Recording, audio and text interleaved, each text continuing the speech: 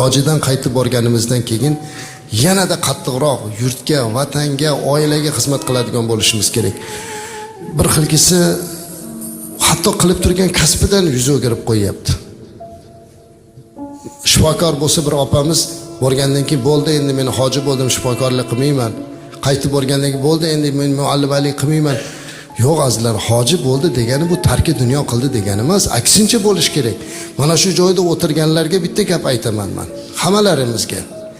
Agar bugun siz qaysidir bir hunarni, qaysidir bir kasbni, qaysidir bir ishni qilib shu yergacha kelgan ekansiz, o'sha kasbingiz uchun sadoqatingizni kuchaytirish kerak.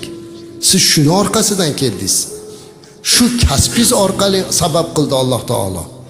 Shu kasbimiz sabab rizqlandikda Payg'ambarimiz alayhisalom aytadilarki, Alloh senga bir hunar, bir kasb bergan bo'lsa, o'shindan rizqlanib turgan bo'lsang, Alloh seni undan olib qo'ymaguncha o'sha kasbni almashtirma deganlar. Shunda turish kerak. Endi borgandan keyin aksincha bo'lish kerak. Va yana ham kuchliroq o'shini o'zini kasbiga muhabbat qilish kerak. Men shu sabab pul topdim, dunyo topdim va shu ishim orqali men Ka'batullohni ko'rdim deyish kerak.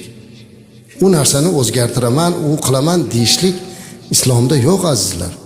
Shuning uchun eng birinchi mana bu narsani qilishligimiz kerak.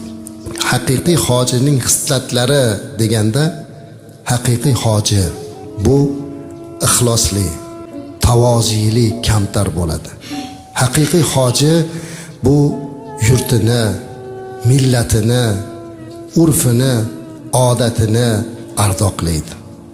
Haqiqiy hoji isrofchi bo'lmaydi. Sir ehson bo'ladi, kambag'al parvar bo'ladi. Haqiqiy hoji ilmsiz fatvo berishdan qochadi, ilmga murojaat qildiradi. Haqiqiy hoji xalq ichida xizmatda bo'ladi, ibrat bo'ladi. Haqiqiy hoji yurti va millatiga muhabbat qiladi azizlar. Mana shunday bo'lishga tayyor bo'lib turishimiz kerak. Inshaalloh